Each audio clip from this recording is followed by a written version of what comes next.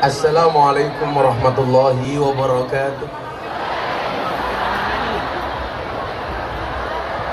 Alhamdulillahil qail a'udzu billahi samil alim minasyaitonir rajim. Inna rahmatallahi qaribum minal muhsinin. Allahumma shalli wa sallim wa barik ala hadan nabiyil karim sayyidina wa maulana Muhammadin wa ala alihi wa sahbihi mujahidin at-tahirin. Rabbi shrah li sadri wa yassir li amri wahlul 'uqdatam min lisani yafqahu qawli. Amma ba'du. Hadratul mutaramin, para masyayikh, para kiai, alim ulama, tokoh agama, tokoh masyarakat, takmir masjid dan musola yang saya muliakan, para pejabat yang berkenan hadir, wabil khusus sahabat saya Pak Bupati Kendal, tentunya beserta istri, karena saya sangat meyakini kesuksesan seorang laki-laki pasti berangkat dari doa seorang istri, yang itu menandakan bahwa semakin banyak istri, semakin banyak yang mendoakan. Jajaran Forkompinda, Pak Kapolres, Pak Dandim, Pak Kejari, Pengadilan Negeri, serta para pejabat yang saya hormati, Bapak Ibu hadirin sekalian, warga masyarakat Kendal rahimakumullah. Bunyi hujan adalah tik-tik, dingin angin sejuk rasanya. Ada banyak gadis yang cantik, tapi hanya orang Kendal yang aku cinta.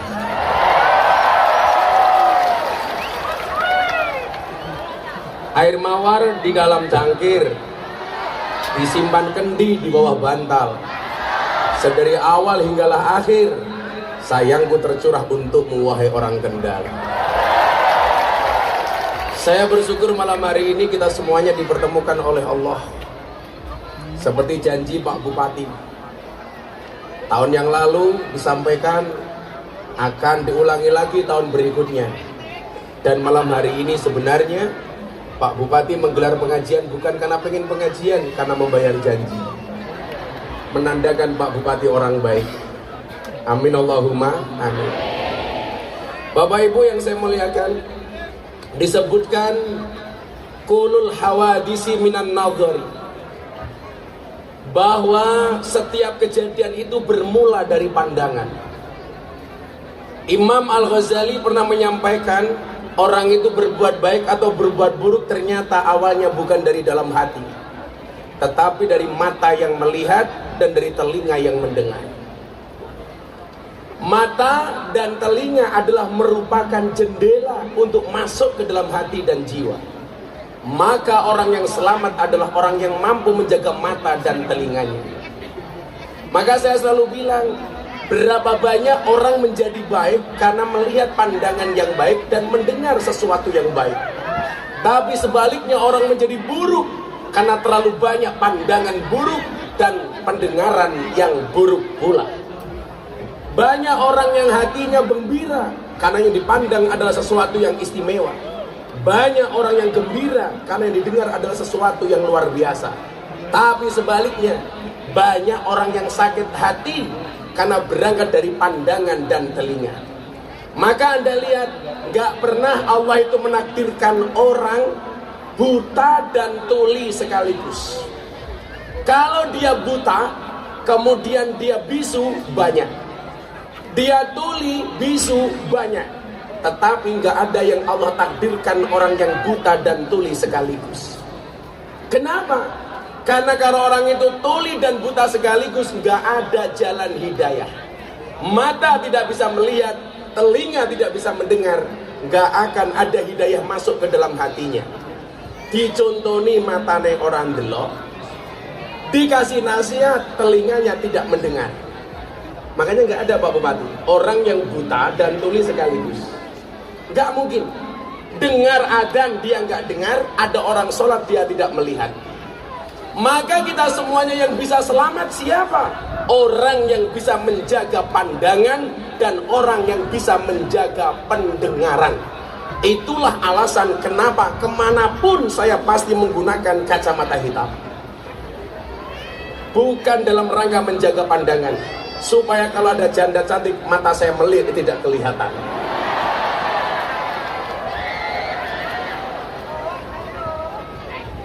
Bagaimana Pak? Ujian saya itu terlalu banyak. Saya dapat WA dari nomor baru, dikirim gambar cewek, tepat di atas payudaranya ada tato Gus Miftah. Yang ngirim siapa Pak? Pengusaha klub malam di Banjarmasin, Kalimantan Selatan. Di situ dituliskan, Gus mohon maaf, ini ada fan Gus Miftah Purel Banjarmasin. Saya buka, ternyata benar, dadanya di atas payudara ditato Gus Miftah. Boleh nggak Gus kami video call sebentar? Video call saya angkat, ternyata benar Pak, bajunya dibuka Gus Miftah. Saya tanya, untungnya waktu itu Pak Bupati, saya melihatnya pas menggunakan kacamata hitam, sehingga mata saya mendelik tidak kelihatan. Saya tanya, Mbak, itu tato beneran? Iya Gus, tato beneran. Kenapa kamu kasih tato Gus Miftah? Saya sangat mengidolakan Gus Miftah. Kenapa mengidolakan? Kan dulu Gus Miftah pernah bilang, seseorang itu besok di hari kiamat akan dikumpulkan bersama orang-orang yang dicintainya. Saya memang tidak bisa bersama dengan Gus Miftah di dunia, tapi dengan tato ini saya meyakini kita bisa bersama di akhirat. Saya bilang, Mbak, tato kamu bagus, tapi salahnya satu. Apa Gus salahnya? Harusnya tatonya turun dikit.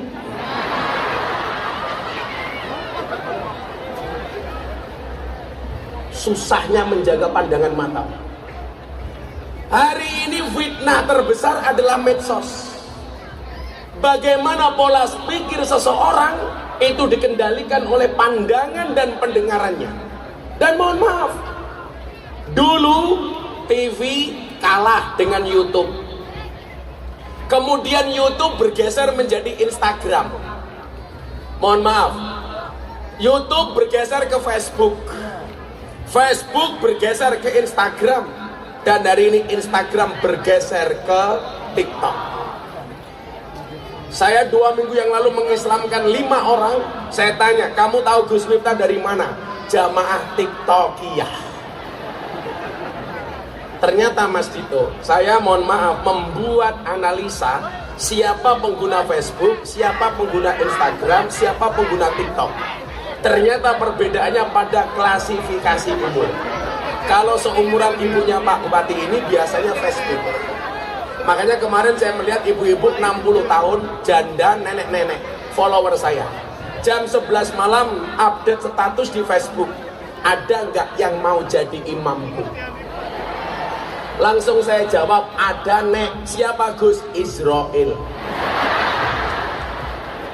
60 tahun cari imam. Instagram itu lebih banyak di usia 40 tahun ke bawah. Gen Z dan Gen milenial, anak-anak milenial itu hari ini lebih nyaman dengan TikTok. Kalau kemudian tidak bisa menjaga pandangan, pada disebutkan kulul hawadisi mabdaha minan nadari, tidak bisa menjaga pandangan, tidak bisa memfilter apa yang kita lihat, maka yang terjadi adalah otak dan hati kita akan terpengaruh dengan apa yang kita lihat. Makanya banyak orang bermaksiat gara-gara pandangan mata, apalagi laki-laki. Itulah kenapa alasan setiap laki-laki kalau menangis yang ditutup matanya, dan setiap perempuan kalau menangis yang ditutup adalah mulutnya. Alasannya sederhana. Kenapa perempuan kalau menangis yang ditutup mulutnya? Karena perempuan sadar diri, dosa paling besar seorang perempuan berangkat dari mulutnya. Sementara laki-laki kalau menangis yang ditutup matanya, karena laki-laki sadar dosa paling besar seorang laki-laki berangkat dari matanya. Yang saya curiga kalau ada cowok menangis yang ditutup mulutnya.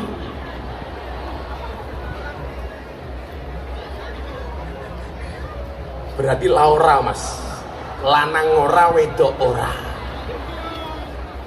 Nah, karena begitu pentingnya pandangan mata dan pendengaran telinga inilah kemudian kita seringkali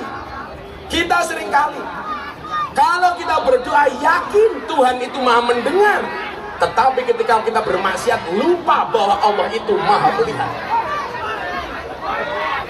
Maka disinilah pentingnya kenapa harus ada majelis taklim. Dalam kitab Wasiyatul Mustafa, di situ ada satu hadis yang menyebutkan idza madu 'alal mar'i arba'una subahan walam yujalisul ulama qasat qalbuhu wa jasara 'alal kaba'ir. Ketika seseorang melewati 40 hari dan dia tidak bermujalasah, tidak ketemu dengan kiai, tidak ketemu dengan ustadz, tidak ketemu dengan ulama, qasat qalbuhu, maka berpotensi hatinya menjadi keras. Itulah alasan kenapa setiap 1 Agustus di Istana Negara digelar istighosah kebangsaan. Setiap tahun saya dapat undangan Pak Bupati untuk menghadiri istighosah kebangsaan di Istana Negara. Tapi sampai hari ini saya belum pernah berangkat. Bukan karena saya nggak mau. Saya bilang sama Mensesnek, Pak Menteri, Gus, saya tidak bisa berangkat. Ini undangan presiden Gus, mohon maaf. Undangan jenengan dadakan. Kendal pengajian tanggal 30 Juli 2023, Pak Bupati pesannya sudah setahun yang lalu. Kan aku Simatupang, siang malam tunggu panggilan. Sementara istana itu memberikan kabar kalau ngasih undangan Pak itu 2 minggu sebelumnya. Tanggal 1 Agustus besok acara, 2 minggu yang lalu saya baru dikasih tahu. Saya cek jadwal saya hari itu 4 kali orasi kebangsaan di Kendal, di sekolah, kemudian di Demak, Jepara, Pati. Saya bilang sama Pak Menteri, kalau saya cancel jadwal saya di Pantura 4 kali, kemudian saya berat untuk datang ke istana, yang terjadi apa? Aku dipisu-pisui karo wong Kendal, aku dipisu-pisui karo wong Pantura. Miftah bajingan, diundang rakyat cilik malah mangkat neng istana. Ini akan menjadi problem bagi saya. Beda Mas, lah Pak Bupati ngundang Habib Lutfi. Habib Lutfi hadir atau enggak, kita tidak boleh suudzon. Kenapa? Beliau kelasnya aulia. Kamu ngundang Habib Lutfi, beliau enggak rawuh. Siapa yang berani ngerasani Habib Lutfi Pak? Wah, Habib Lutfi mboten rawuh, udunen cangkemmu. Kalau sekelas Habib Lutfi kok ditanya kenapa enggak datang, hati-hati. Sama aja kemarin saya marah, kenapa? Saya ngaji ditanya, gara-gara tes nasab, tes DNA. Habib Lutfi itu nasabnya siapa? Saya bilang, kalau yang kamu tanya Miftah itu keturunan siapa masih lumrah. Tapi kalau kamu tanya, Habib Lutfi itu nasabnya siapa? Itu bukan lagi su'ul adab, tapi biadab. Bagaimana Pak? Habib Lutfi itu presiden ulama sufi sedunia. Besok tanggal 29 Juli acara di Pekalongan, multaqo pertemuan ulama dunia, yang sudah daftar 60 negara. Kok Gus Miftah tahu? Iya, kebetulan saya wakil ketua panitianya. Ketua panitianya Pak Menhan, Pak Prabowo Subianto, wakilnya saya. Besok yang buka Pak Jokowi. Yang sudah daftar Pak Bupati 60 negara. Beliau itu Rois Am, Jatman, bahkan mungkin seumur hidup. Kalau hari ini ada orang bersuudzon dengan Habib Lutfi Mas, itu bukan lagi su'ul adab, tapi biadab. Itulah kenapa saya ingat qala al-Habib Ahmad bin Hasan al-Attas. Beliau mengatakan apa? Wasallim li ahlillah fi kulli muskilin ladaika ladahim wadihun bil adillah. Apa kata beliau Ahmad bin Hasan al-Attas? Jangan kalian mengkritik setiap kejanggalan yang engkau jumpai dari seseorang yang dekat dengan Allah. Kenapa? Sebab mereka mempunyai dasar ilmu yang belum engkau ketahui. Kita itu gampang banget Pak, saya ngerasani kiai itu gampang banget. Kelasnya wong biasa ngerasani kiai, kelasnya wong biasa ngerasani habaib. Ngatur-ngatur kiai kok kaya ngono. Lah cangkem mungkin ngerti kok ngerasani. Maka saya itu orang paling cuek Mas. Saya nggak akan pernah sakit hati dengan omongan orang, karena saya punya prinsip. Kalau ada orang membicarakanmu, kamu sakit hati, maka yang salah adalah kamu. Kenapa?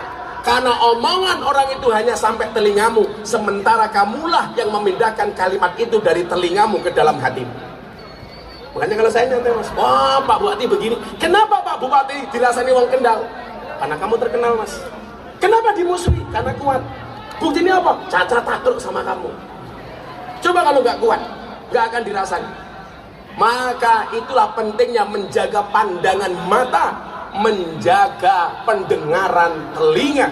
Mudah-mudahan semua yang hadir saya doakan malam hari ini, yang datang dalam keadaan sakit Allah sembuhkan, yang sedih Allah bahagiakan, yang susah Allah bahagiakan, yang susah Allah senangkan, yang berhajat Allah kabulkan, yang jomblo Allah segera nikahkan.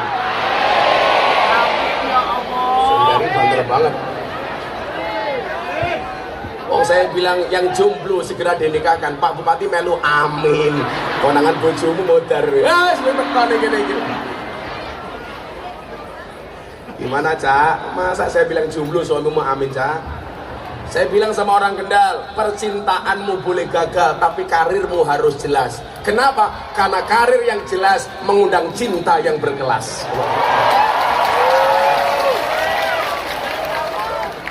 Gue malah nangis, dok.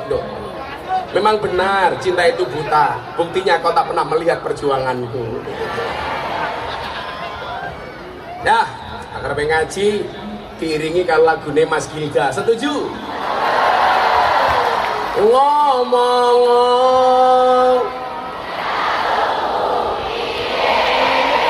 miring apa jengking sak nyamanmu wae.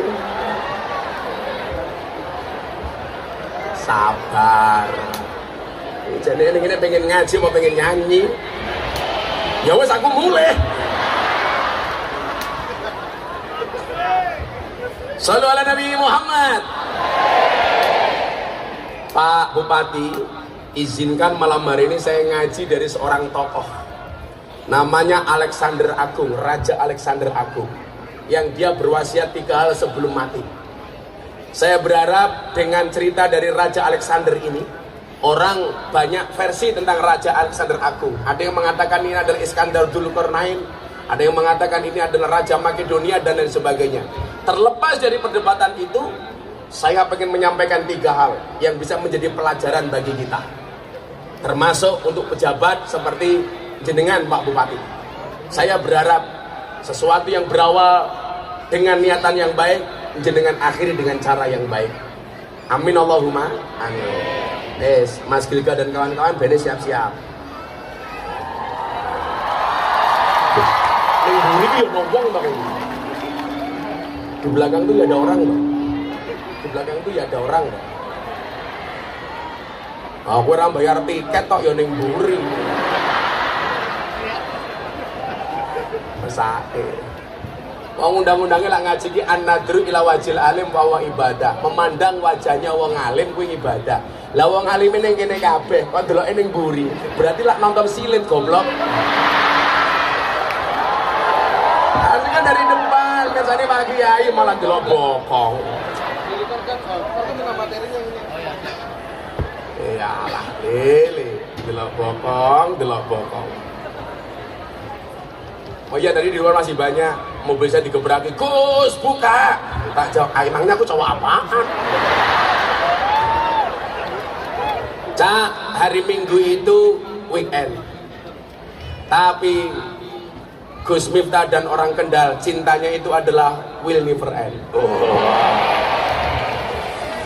Itulah bedanya Gus Miftah dengan Andika. Kalau Andika itu kangen band, Gus Miftah kangen kamu. Ya. Oi, dicapain siap-siap. Nyanyi salah gurung lagu di sini.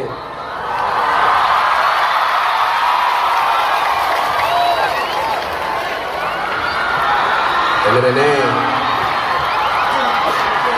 Semuanya tetap duduk, ini ngaji.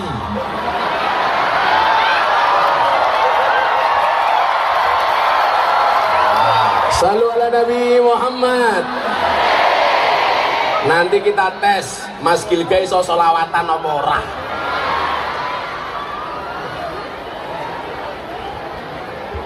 Gilgane wis teko rong. Gilgar ini le.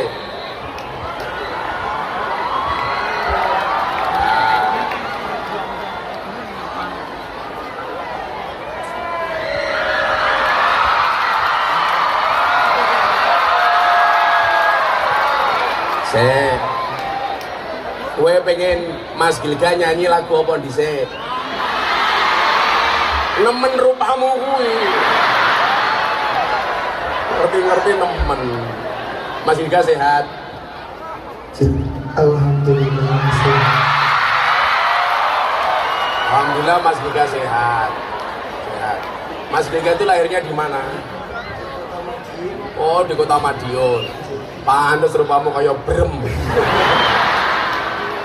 Ya Madiun kan brem. Iya. Kalau saya sukanya di Madiun itu pecel.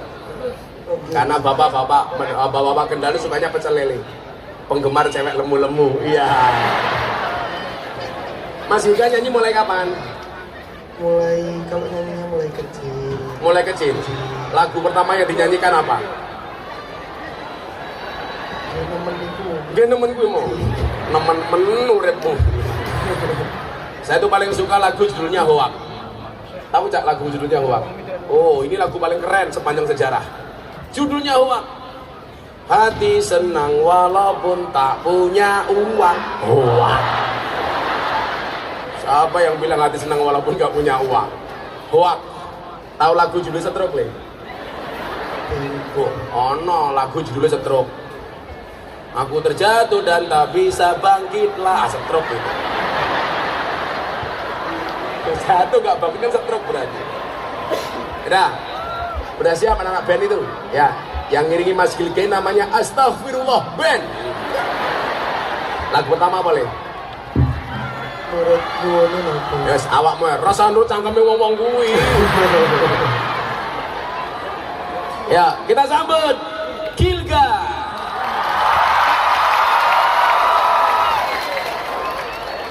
Ngatek kenapa boleh ngatek?